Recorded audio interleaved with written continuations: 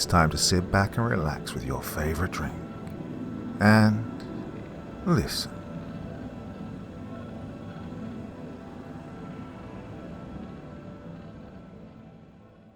I'm a SWAT officer who was sent to investigate a rural Alaskan town. Perseverance could be considered as a true virtue that everyone should have, considering the fact that we as humans deal with a plethora of problems on a normal basis, from average inconveniences to downright panic-inducing situations. The general outcome of all these situations is adapting to them, overcoming them in some way, whether that be physically or mentally. It doesn't matter as long as the problem has been solved. Because if the problem isn't solved, it could result in death or deterioration of the psyche, both of which are highly undesirable for obvious reasons. But what if the situation has dozens of problems that seem to be progressively worse as you solve each one?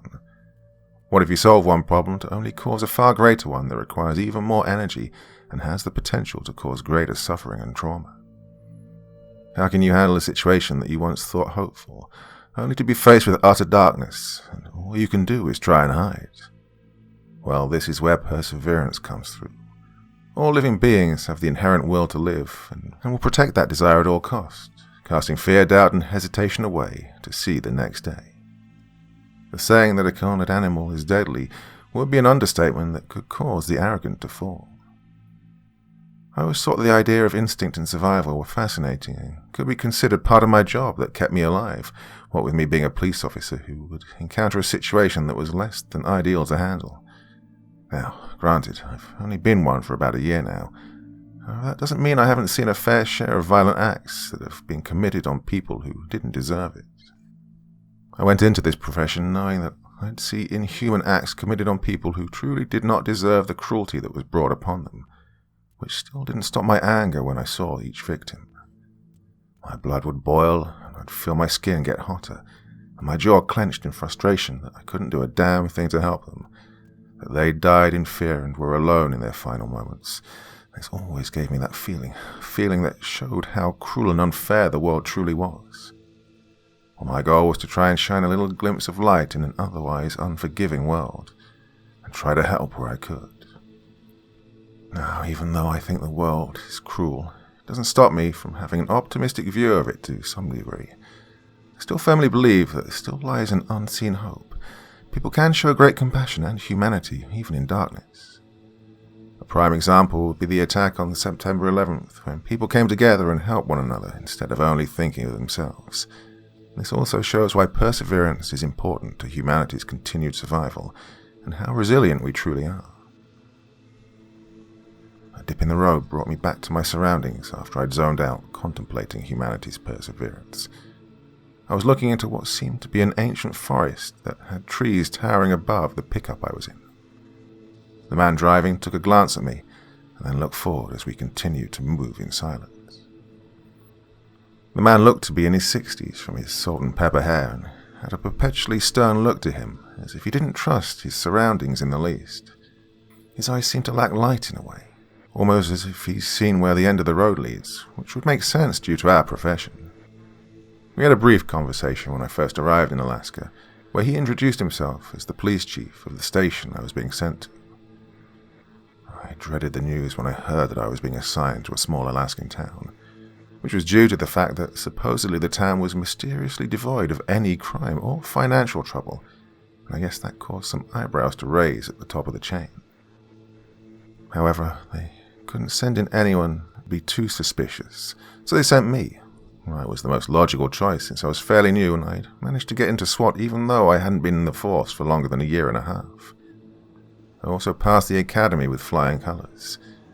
I did find the secrecy to be a bit tasteless, as I preferred to be honest, but well, I had no qualms with what seemed to be a simple recon mission.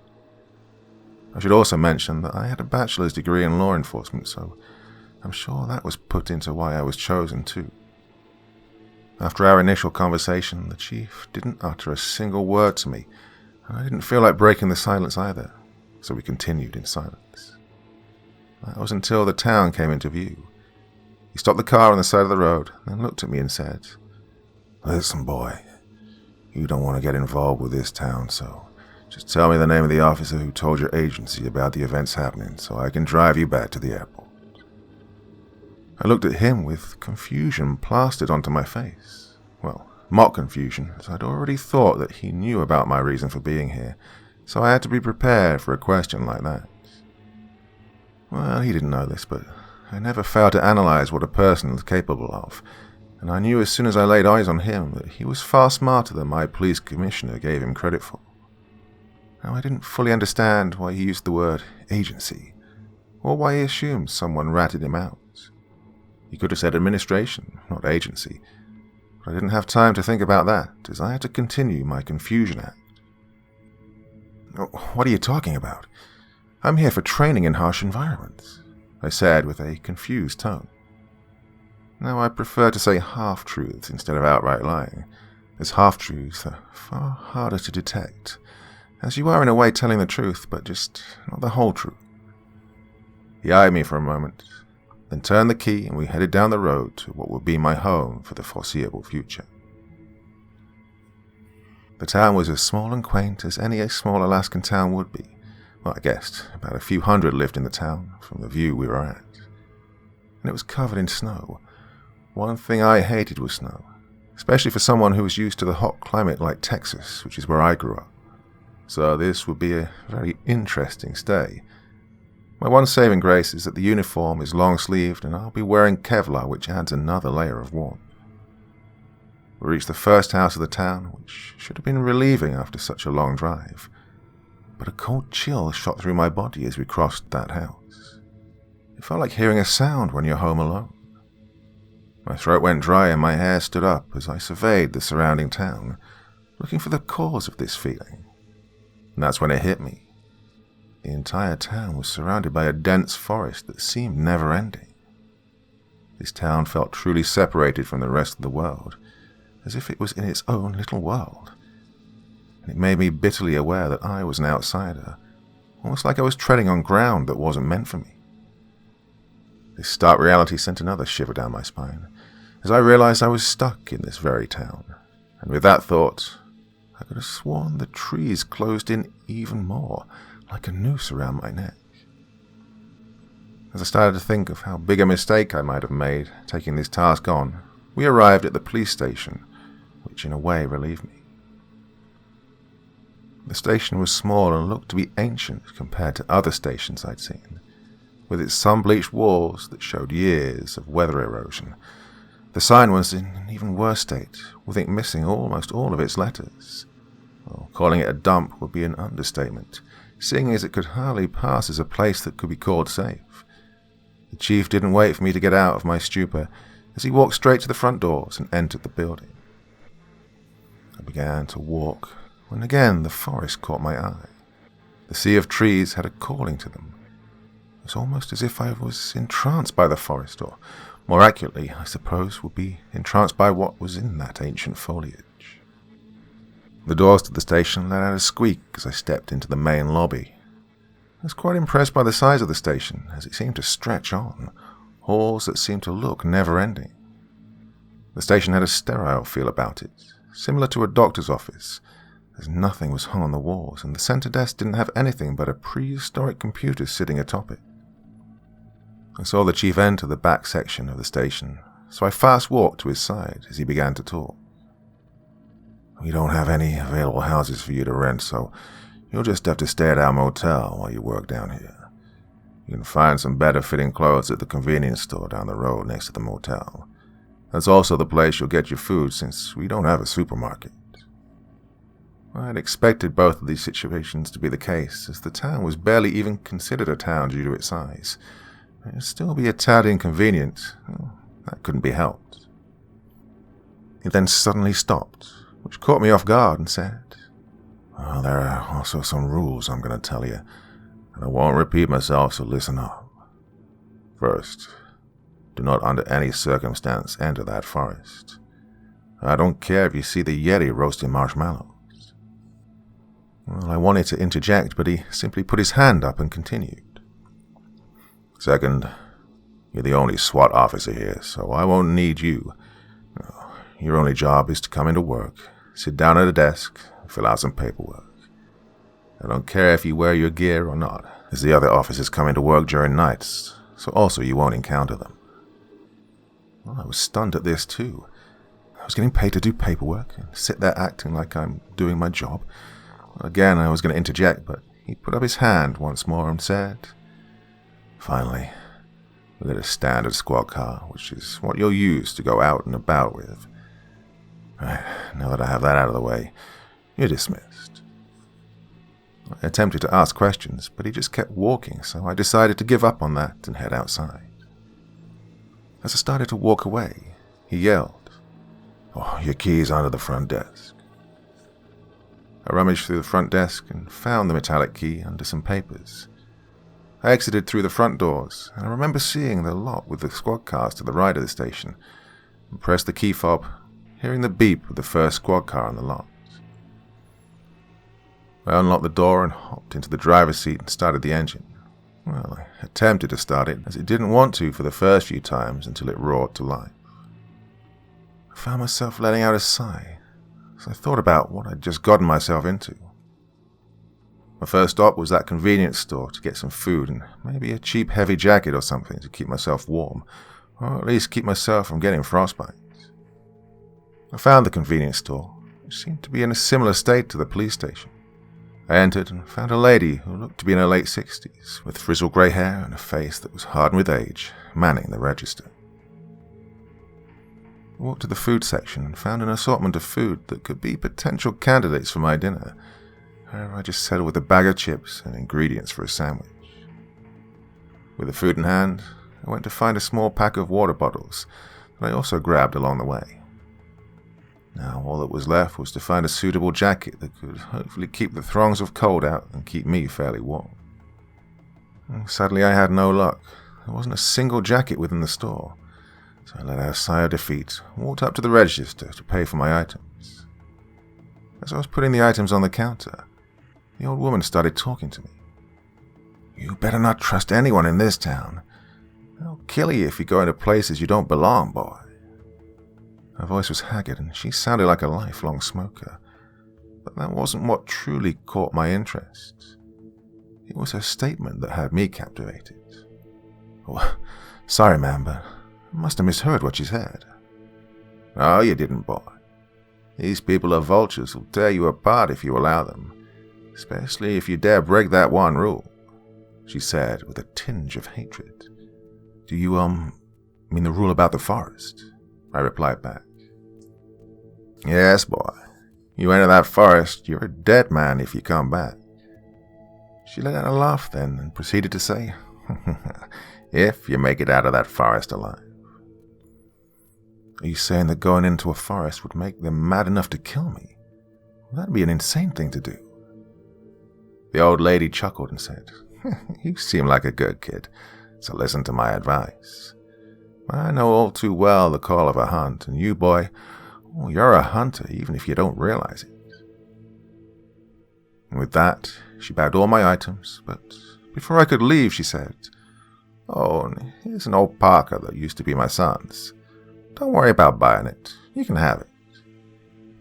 I thanked her for the gift and walked out of the building, only to be met with the frigid cold air, which resulted in me wrapping my arms around my chest in a futile attempt of trying to keep my body warm. I set the assorted bags of goodies on the ground and put on the newly acquired parka. I thought it was weird that she'd given me her son's parka, but I just assumed that her son must have moved away, so I didn't feel too bad for taking it. I could instantly feel the warmth creep back into my shivering body as I hopped into the car and took the short drive to the motel, where I parked in front of the lobby.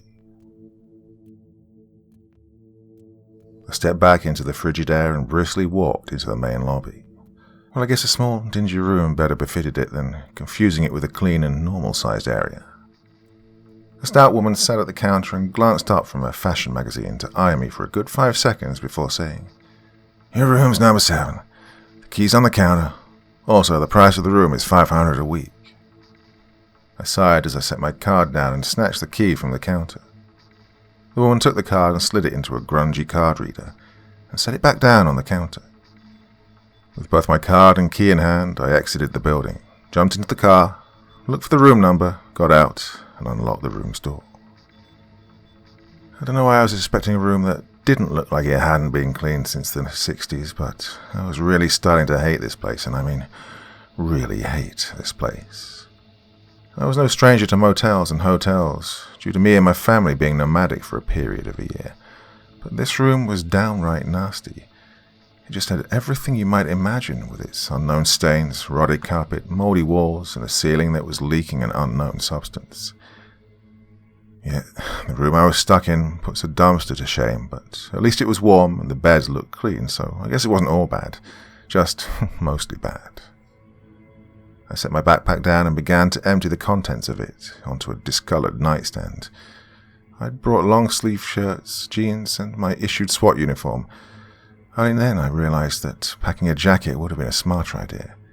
But I assumed there would be jackets galore in a frozen town, but, well, the world is full of surprises, I guess. The backpack was more of a duffel bag, so I had room to fit all of that in there. I decided to put the clothes on the second bed to avoid them getting in a state where they'd need to be burned. I sat on the bed and began to think about how I was going to snoop without raising any suspicions or unwanted trouble. And during this period of thought, I noticed something from the small crack between the curtains of the room mat. A woman was standing on the edge of the forest looking inward, as if she saw something in that void of blackness. I got a sudden urge to stop her from entering that forest, but I remembered what that old croon had said to me back at the convenience store, and how going into the forest would mark my end. I let out a heavy sigh as I pulled the parka over my torso and reached to grab my gun from the duffel bag, only to realize that I was forced to leave it behind because of the policy of not having guns on a plane, and this caused an irritated grunt as I had to go unarmed into a forest which could have housed bears or wolves. There was no time for belly aching, though, as I opened the door slowly to make sure there wasn't a soul around, and quickly, under the guise of night, darted over to the forest's edge. I made about halfway when I noticed that the woman seemed to have quite a big bump in her stomach region. This made me continue to think how bizarre of a situation this was, and she must have been pregnant and far into her third trimester. As I neared the woman, she stepped into the forest in a swift motion, and I came to a halt once I reached the spot where her feet had left indentations in the snow. I looked ahead to see a forest that was covered in a deep blanket of snow, and gave the canopy of trees a strange glow that made the forest look almost supernatural. Despite the biting chill, I pressed on after the woman, now more out of curiosity than anything else, and the wind bore down on me from what felt like all directions as my legs slowly sank deeper into the sea of snow. I heard a low rumble coming from a patch of snow to my right, which caused me to whip my head to my right side to check what the rumble was. I was met with a patch of bright green grass, and this scene caused my brain to sputter as I wondered why and how the grass was growing. I then turned my head around and was met with a similar scene in all directions. The biting chill of the cold had vanished altogether, and I was standing in a lush forest. I tried to swallow, but the spit got caught in my throat. My entire being was on high alert. The current situation I found myself in was just wrong. I've been in my fair share of uncomfortable situations, but this took the top spot. A forest that was once buried deep within snow seemed to instantly flourish and grow and erase any trace of winter. I could even smell the newly blossomed roses of a nearby rosebush. My heart was racing and my head began to ache from the amount of stress that was building within my body. And that's when I saw from the corner of my eye a black object slinking along bushes to the right of me. I whipped my face to the right and saw the rustle of the bushes and an unearthly growl that sent a biting fear throughout my body. I was trained to break out of the lizard brain during training, but my body wouldn't move. It's as if that growl wasn't just threatening me with death, it was threatening me with a fate worse than death. As I stared at the bushes, I managed to start moving my hand. Well, that was a good start, so I used my hand to pinch my cheek as a way to stimulate my body into action. It worked, and I could feel my feet come under my control again, and as soon as I had control of my body, I slowly began to backpedal away from the source of the noise. I made it about 7 steps before a pitch-black paw exited the bush, and as I looked at the paw, or what I assumed to be a paw. My head started to ache, and the longer I looked, the more out of place the appendage seemed. The dark shape seemed to transform the more I stared, so I yanked my head away from the object and looked to my left side.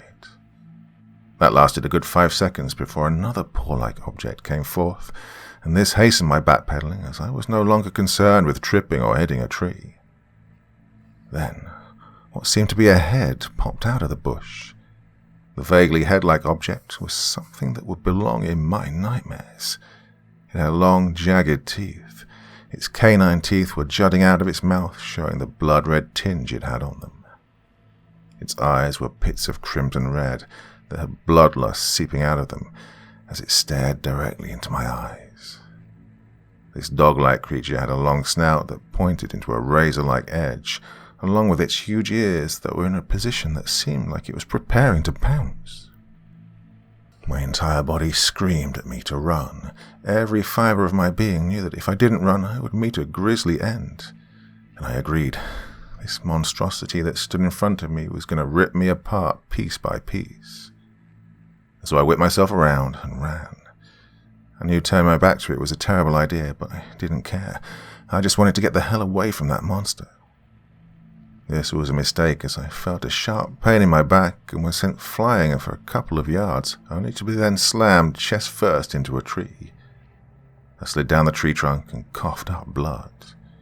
I was sure that all of my ribs on my right side were crushed, and about half my left ones were broken. I was having trouble breathing. When I did breathe, pain shot through my body, indicating that bone had torn through one of my lungs. I started to feel warm liquid seep down my leg, meaning that the creature tore my back to what I assumed to be shreds. The grass under me became a deep red pool of blood, which began to gather on the patch of grass. I attempted to lift myself from the spot where I lay. However, my shoulder screamed in pain when I tried, so I could also include a broken shoulder blade on top of my injuries. For a few moments I just lay there groaning until I felt the beast bite into my leg and toss me into the air, causing blood to gush out of my numerous wounds. The creature brought its paw up and slashed my face with it, which again sent me hurtling through the air. This time I landed on a rock back first with a resounding thud. I blacked out when I hit the rock for a few seconds, and when I came to, I could see the monster approaching me. I could also see the devilish grin on its face as it approached. It was enjoying this. So the main goal now was to make me suffer as much pain as it could. This caused something to snap in my head, and I began to laugh uncontrollably. I couldn't believe this was happening. This shouldn't be happening, definitely not to me. I couldn't believe my luck. First, I got to a cold wasteland akin to some sort of hell, and then I got attacked by some weird creature. This situation felt surreal as I stared at the beast. All the pain I'd once felt drained away, and I could finally stand once again, so I reached for a medium-sized rock that lay near me. At that moment, I wasn't going to go down without a fight, no matter how futile it would be. I was determined not to die without one. So I gritted my teeth and walked as best I could towards the monstrosity. Its smile now grew to an immeasurable size, and it pounced towards me. Its movements were a flash, but I managed to land a solid and hard strike as it neared me, and this caused the head of it to swing to the left, and some form of liquid trickled out of the wound on the left side of its face. It then backed up a few steps before pouncing again. This time it was too fast, and I could see it was going for my throat. So in that instant I decided to guard it with my left arm, and the creature bit deep into my arm and began to savagely shake it like a dog who was attacking someone might do. The pain fueled my rage again, so I began to repeatedly smash the rock onto the monster's face over and over and over again. My right wrist ached, my hand was going numb. I could feel the blood loss start to affect me as my eyes seemed to grow foggy, and my hand was losing power. The monster finally ripped my left arm off and once again pounced. I pushed the rock into its mouth, but it just bit through it, taking some of my fingers along with it. It pushed past my arm and sunk its teeth deep into my throat. Blood exploded from my mouth as I made futile attempts to push it off, only to find it biting me harder. The pain returned and my body could no longer handle the blood loss, so I wasn't surprised to find myself falling back onto that rock. The monster began to savagely rip my jugular out, and as it did that, it raised its paw once again and brought it down to my face. This time it ripped through my right eye with its middle claw, and then it slowly ate my jugular in front of me, as some sort of reward. Oh, people always said that your life flashes before your eyes when you're about to die. But for me, all I saw was the creature slowly finish off my jugular and then proceed to eat my left arm. At that moment, all I felt was resignation. I tried my best and did all I could, but I still lost. As I was thinking this, I looked past the creature with my remaining eye and saw something peculiar. 2 people were approaching the creature. One of the 2 was a scrawny man who had messy black hair and glasses that were too big for his face, that also concealed his eyes, and he was fiddling with his red tie that matched his red suit. The other was a woman that seemed to be around my age, with blonde hair that bordered on white and was in slight disarray. I could see that her eyes were a scarlet red. She wore white camouflage akin to a hunter's. I also noticed the weapons they were carrying. The man was holding a giant sword that was bulky and had to be at least 50 pounds, while the woman held a hunting rifle with a bayonet attached to the end of it. The creature finished eating my arm and turned its head toward the pair, and a low noise started to come from it, almost as if it was laughing. The pair stopped a couple of yards away from the beast and whispered to one another and sent glances my way. I didn't have time to think anymore. I needed to sleep, and my eyelids shut without resistance, and all I saw was darkness. I was weightless in an infinite void. At this point, it didn't matter if my eyes were closed or open, as the darkness assailed me from both ways and was constant in the feeling of what I could feel as, well, nothing. I wasn't sure how long I floated through the expanse, as it felt like decades, but I was sure it was mere seconds that had passed. I continued in this limbo for a while. I fell asleep a few times, which was weird as I'd come to the conclusion that I was now dead. However, as I started to feel the boredom creep up on me like a fox on a rabbit, a man appeared in this vision. The man that appeared before me surprised me. It was the same guy from the woods who was jittery. The man then turned to face me and let out a nervous chuckle and said, You sure are hard to find. Like, what even is this place?" This caused me to pause. He said that he'd had to find me, which meant I was not dead. Good start. I replied, "When you said, 'find me,' what do you mean by that? Am I dead or not?" He shifted and said, "Well, that's hard to explain, and we don't have an abundance of time, so I'll just tell you what I meant to tell you, which is that you're in a dream, so I'm going to tell you how to get out of it." He said this with some urgency that further showed his readiness to get out of this place. "Okay then, hurry up and tell me the way out," I said with a confused tone, and this caused his face to go red. He said with a slightly annoyed tone, "You have to walk forward until you reach the edge of this plane." While he was talking, I thought I heard the creak of his teeth as they neared being shattered due to his airtight, clenched jaw. "So, I just walk forward until I fall off? That easy?" I replied with a somewhat skeptical tone. He gave a curt nod of his head and then began to say, "Yep, it's that easy. You should know As he was talking, he suddenly disappeared from the spot he was in. It was as if he was never there. He literally disappeared in the blink of an eye.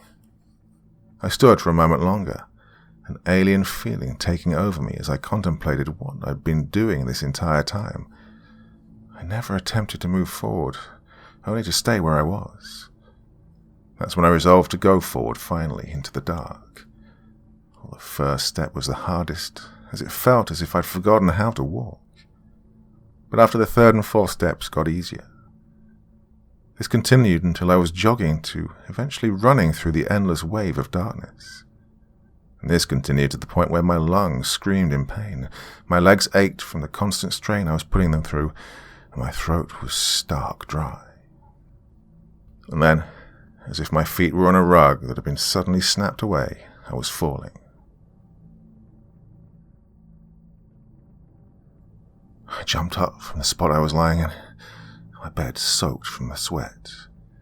I breathed in as I felt like I'd just woken from the dead.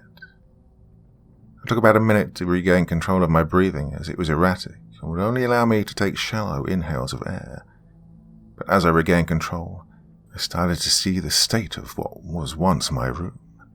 Now, the reason I say once was, is for the fact that I must have been dragged off into a luxury penthouse, as the room had furniture that seemed to have some kind of gold outline on some or most of it. The furniture had a sharp and modern look to it, and I could tell from a glance that it was made of top-quality material. I shuddered from the suspected price of all this. I glanced over to the black duffel bag on the mahogany table. It was in stark contrast to the rest of the room.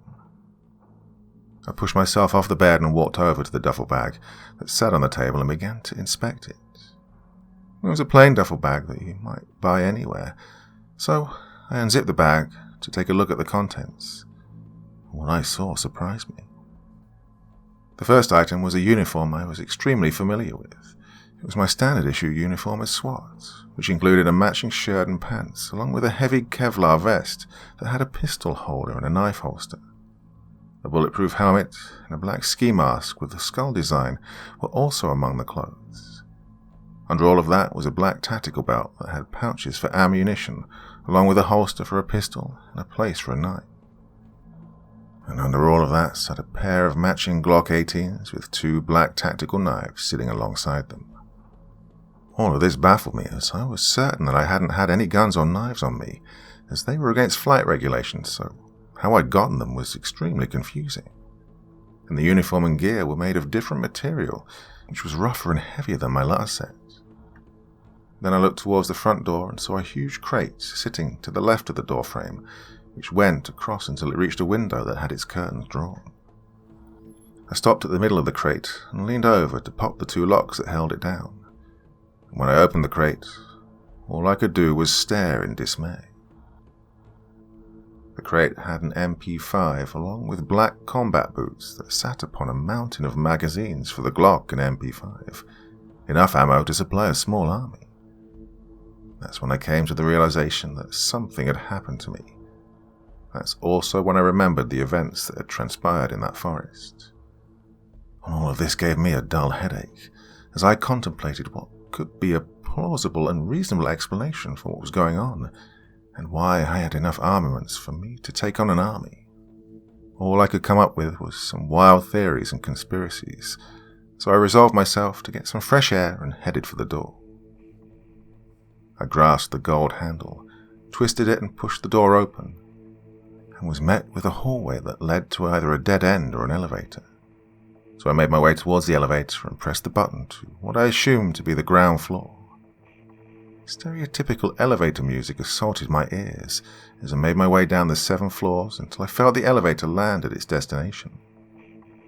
I walked through the lobby, ignoring the tired receptionist, and walked into the sliding glass doors. I walked through the doors, and what I saw and felt caused me to choke in surprise. The scene that greeted me made me feel a mixture of astonishment and surprise, both of which were intense and equal in caliber. The road was full of people walking along sidewalks adorned with vendors who were hollering for people to check their wares and insisting on the prestige of their items in equal measures. I also noticed the heat and cool breeze that accompanied the scene. It felt as if it was a midsummer afternoon. It caused my skin to tingle from the humidity that was mixed in. The buildings were also in an almost pristine state, as if the city had just been built a year ago. The sidewalk had an unearthly white hue to it that indicated it being just paved, as did the roads, along with a straight double yellow line in the middle. The buildings were densely packed together, similar to a city. This city was a majestic sight to behold. I quickly realized, however, that this wasn't the rural Alaskan town I had initially arrived in. which brought the question of how I got from there to here.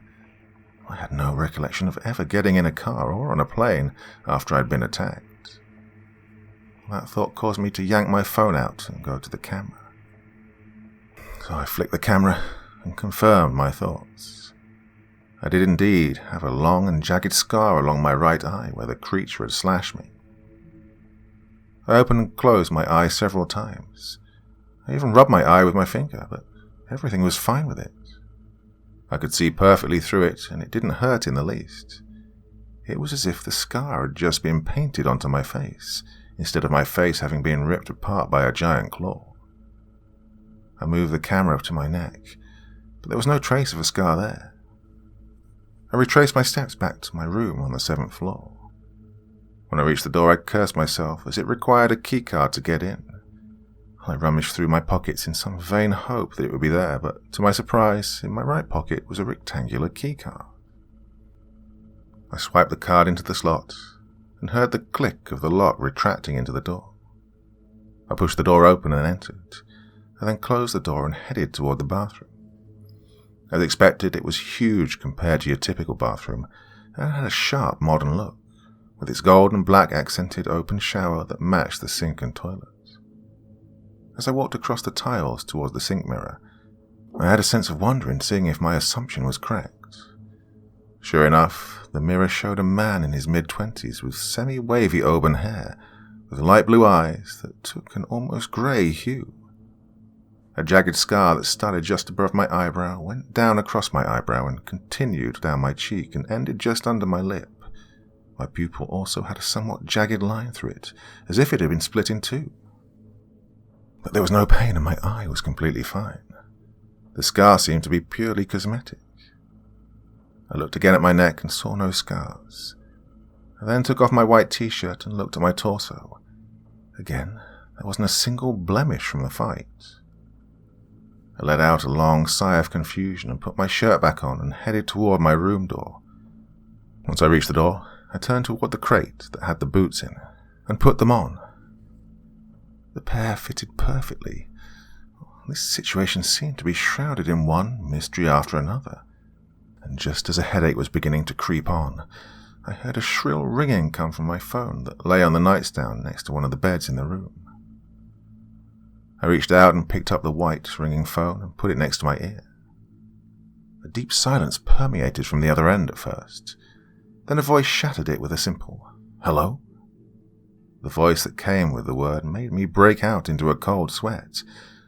The voice was strained and sounded like a creature was mimicking it. Well, this voice had an edge which made it sound almost too perfect for a person to have. Well, this voice left my throat dry as if I'd forgotten how to speak. The voice went on. "No need to respond, as this is a simple warning. If you have any interest in avoiding what'll happen next, then I implore you to put this phone down and simply walk out. Nothing too complicated nor challenging. All that needs to happen is for you to walk away." Well, I couldn't resist and said, "What happens if I stay?" The voice that I could now discern as male let out a deep and resounding chuckle as he said, "I guess you've chosen." And with that the line went dead. The blaring of the phone masked a new sound. This sound was muffled at first, sounding as if something was being dragged across the floor and hitting a wall. But as each second passed, the noise grew in volume and seemed to get closer. I also noticed that it had been getting faster and faster. The noise was so close that it sounded like it was barreling through the room. I was then forced to leap out of the spot I'd been standing in as a hulking beast burst through the wall.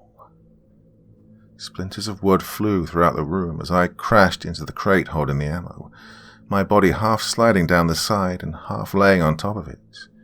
And the creature swung a huge limb at me that seemed to be tangled and gnarled by a thick bundle of barbed wire. I narrowly scrambled down the crate, managing to dodge the attack, except for a small gash that flowed crimson on my cheek. Time seemed to slow, and my heart seemed to be ready to burst from my chest as I thought about my options.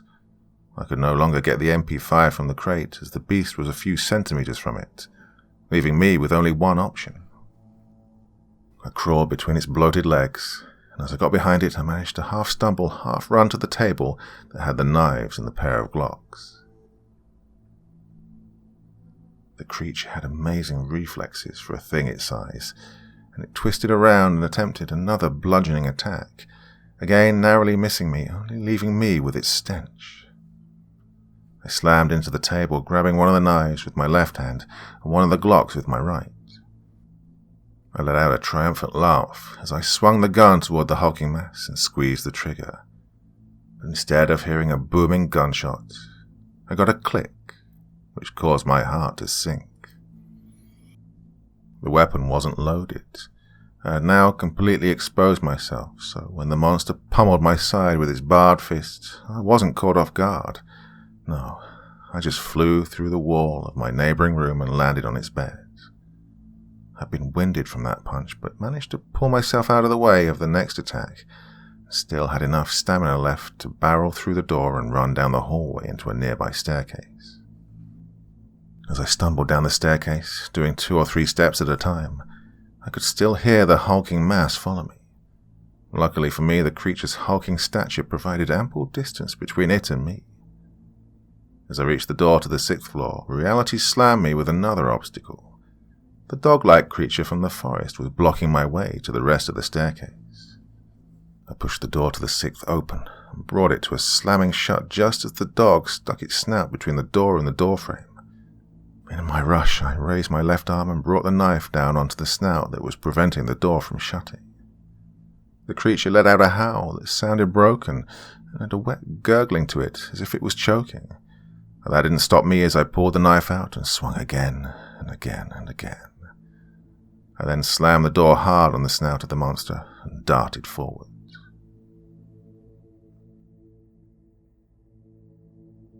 There was no escape, no matter how hard I looked.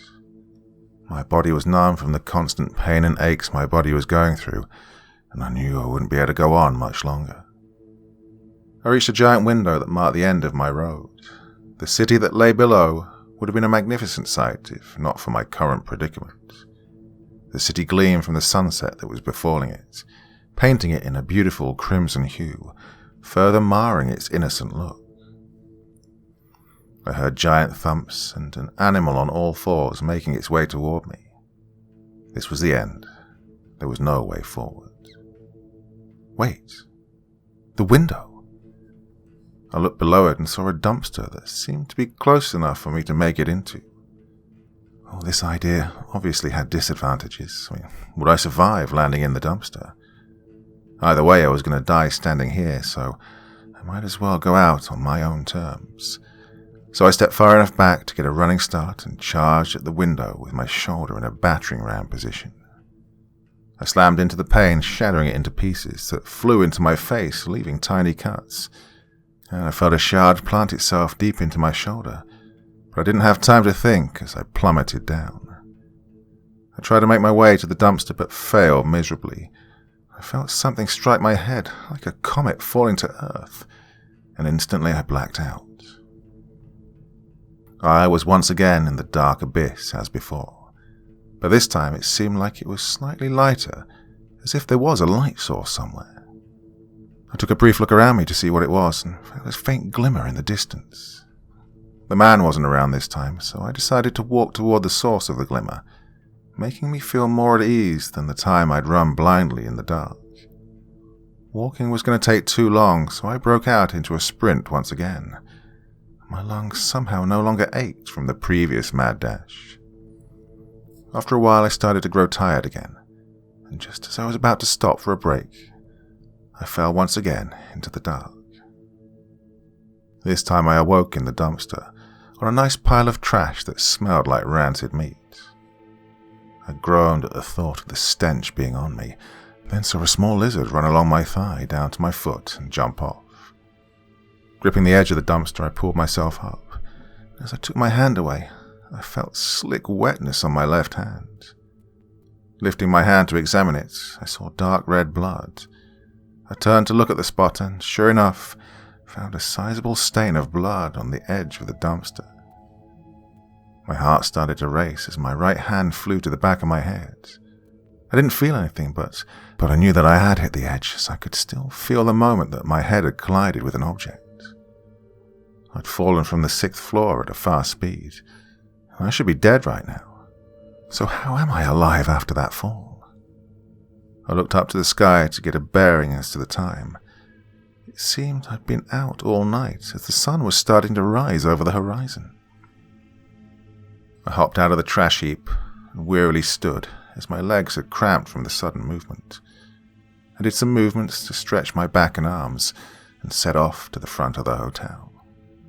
However, before I could reach the end of the side alley that lay just beside the hotel, a paper of some sort crashed into my face. I snatched it away and looked down at it. The paper was some sort of advertisement for a warehouse that sold mannequins. I crushed it into a ball and threw it toward the dumpster. As it flew towards its goal, I saw something out of the corner of my eye. A pool of dark liquid lay in front of a pile of trash bags. The origin of this pool was out of sight, and so curiosity compelled me forward in some kind of self-fulfilling investigation. As I rounded the mound of black bags, I saw a sight that was blood-stopping. There laid a young woman that appeared to have been in her early 20s. The woman's right leg was twisted beyond recognition, and what remained of her left arm was a ragged stump that was ripped off savagely. The right arm was hanging from a thin piece of tendon. Her foot was missing, and the torso was gouged, organs laying all around her in some sort of sadistic circle. The only thing normal about the woman was that her face was serene, with no marks or blood shown on her soft features. Even her brunette hair was immaculate, and went smoothly with her makeup. Her sharp green eyes seemed to look through the world. No, it seemed to look through the thing that had attacked her, and some kind of understanding formed in her final moments. The tears went unnoticed. Realization that there was no reason for her to die set in before the rage. But the rage was an all-consuming fire. My teeth gritted, my hands formed into a fist in such an absolute way that my fingernails drew blood. I didn't know this woman in front of me, but the fact that she died like this, in a dingy alley full of trash, alone, is what ignited the fire. No one deserved a fate or punishment like this. Well, except for whatever had done this. I had to find what did this, and I already had an idea about how to do that. As I was in mid-thought, I heard footsteps approach from my right. I looked in that direction to find the jittery man from the forest, and from that place. He had a sullen expression as he looked at the young woman. His jitters had evaporated as he stared deeply at her. He then looked up at me and said, "That's a damn shame about her. She had a promising future ahead. Sadly, fate had other plans for her." He then bent down and pushed her eyelids closed, adding another layer of calm to her face. What the hell is going on? My pent-up confusion and frustration were at a boiling point now. Ever since I'd gone to that damn town, my life had been a giant shit show. Well, I was tired of running. I was tired of the blood, and more than anything, I was tired of how powerless I'd been. Another headache formed as the man looked into my eyes, or so I assumed, as his bulky glasses were concealing them. "Yeah, I can understand that, but I'm not the one who's going to explain. I'm merely a messenger," he said, and this was said with a tone of finality to it, leaving no room for questions as he pressed on. "Well, I guess I'm more like a taxi, so I don't have a message." He added a fake chuckle, failing to ease the thick tension. He lifted his hand and muttered some sort of sound. Well, I say some sort as my mind couldn't process it. Then a deep white sprung forth from his outstretched hand and momentarily blinded me. I threw my hands atop my eyelids as I rubbed at the burning sensation. It subsided after a few seconds of doing so, and as I opened my eyes and looked at my surroundings, I realized that I wasn't in that alley anymore. I was in some sort of office. Desks lined the room in various arrangements that opted for a more open layout, but there was little time to survey the area. The people that stood looking at me with mouths agape told me that this had surprised them just as much as me. They shot their hands up and pointed at me, all producing the same sound as the jittery man. Different beams of light exploded from all of their hands. The light was far less overwhelming than the man with the glasses had been, but I could feel the light implode on my body as it connected with me. But, well, I didn't feel a single thing, nor was I hurt. Smoke flooded across me like some kind of mist blocking my view. I looked at my body, and not even my clothes seemed to be ruffled in the slightest. I could feel the magic that had assailed me. It almost had a sticky feel to it, like when the humidity is high and you can feel it. I then noticed that the smoke could be used as my escape, so I quietly moved through it in the opposite direction from my assailants. At least, that's what I thought until I ran into one of them. It was a woman around my age, with long black hair, vibrant blue eyes, with a light tan on her skin. What scared me most was the devilish grin that was plastered onto her face, almost like she enjoyed this. We locked eyes for what felt like an eternity. Her hands were starting to glow bright red, energy swirling like a vortex. I gulped hard and prepared for what would surely be an unpleasant time. That was before a howl made the room grow into an overbearing silence, one that was followed by sickly tension. The smoke still crowded my view of the area, only allowing me to glance at this woman. She sprang out of the cloud of smoke, leaving me alone. Well, I wasn't in dreadful silence for long, as shortly after the woman had left, I heard screams of terror and pain. These sounds cascaded the room in a delirious motion. I could hear desks being knocked into, papers falling, bodies being slammed into things. It was a symphony of blood and terror. I finally decided that running would be the best course of action, so I darted again through the smoke and made it out after about 5 seconds of motion. And that was a mistake, as I ran headfirst into another one of those damn monsters. This time it looked like a bloodhound, and it was a good 2 or 3 feet taller than me. The body hung from its maw, like an ornament hanging from a Christmas tree, and the ears of the beast perked up as if it had just received a pleasant surprise. A cold chill ran through my body as I surveyed the dog-like creature with its razor-sharp claws, crooked legs, hunched back, and decaying skin. It put one hideous leg forward that seemed to cover 12 feet of space. I went to my knife holster out of instinct, even though I was sure I dropped it when I fell out of the building. However, planted in the sheath was my knife. I had no time to think about how it ended up there, as I drew it out, readying for an attack. But before we could make contact, a bright red vortex collided with the dog-like creature's head, violently rocking it. The origin of this blast was from the girl. This time she had a furious look on her face, and the cause of that look would be from how the thing had massacred her friends, undoubtedly. This also caused the thing to let out a vicious snarl and charge at her, its jaws opened to an unnatural degree, threatening to consume her whole. I watched as she nimbly dodged out of its way and let out a series of 4 blasts before it even knew what had happened. Its snout crinkled and its eyes burned with hatred as she was merely playing with it. That's when its legs straightened and its back grew a camel hump, or, more accurately, a mini mound on its ugly back. The next second it turned into a blur of motion as it leaped at max speed toward the woman, and as it got to her, it jabbed her ribs, making a resounding crack. Blood spurted from her mouth, and she crashed into a wall, sliding down it. Well, this was the last straw.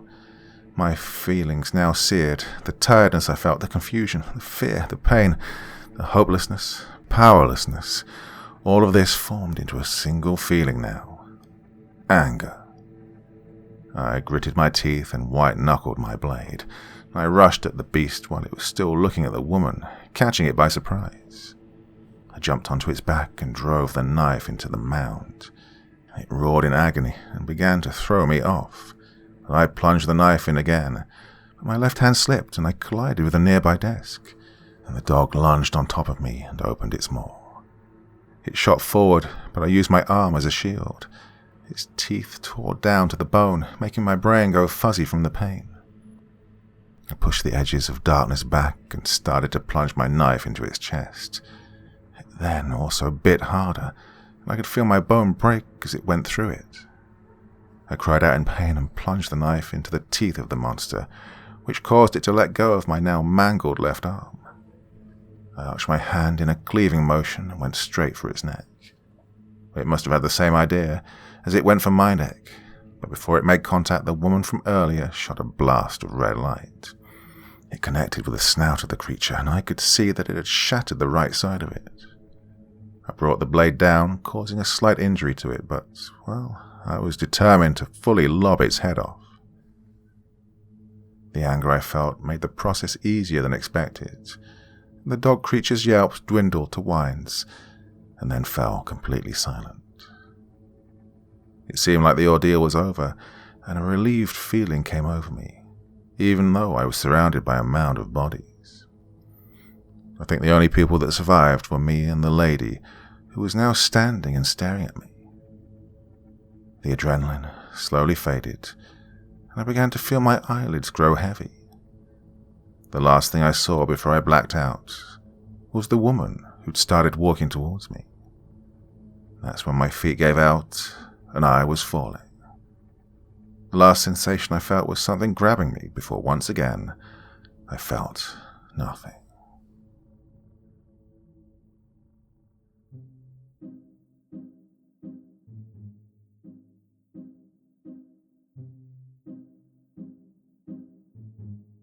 Well, a weird and wonderful one that was, don't you think?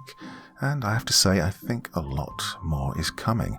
That story is nowhere near over, so if you enjoyed that, please leave some nice comments below the video and encourage the author to keep going with this one. Really intriguing start. No idea where it's heading, but I think there is a lot more. Well, that's Monday. Might be back again tomorrow, not sure yet. Definitely on Wednesday, and another podcast on Thursday. Back here again on Friday. Oh, the summer weeks are just flying by, aren't they? Well, thanks as ever for joining me this evening, and I'll definitely be back again soon. Till the next time, my dear friends, sweet dreams and bye-bye. Thank you so much for taking the time to listen to this story today. Really means a lot to me and to the author of the story, of course. Well, if you want to know more about me, I'm pretty much everywhere on social media. You can find me on Facebook, Twitter, Instagram. You can download my music on SoundCloud. I've got a Patreon if you feel like. Throw me $1 or $2. Very much appreciated. And of course, on Reddit, I have a place where you can leave stories if you want me to read one that you've written. Well, hoping to see you all again very soon. Till then, sweet dreams and bye-bye.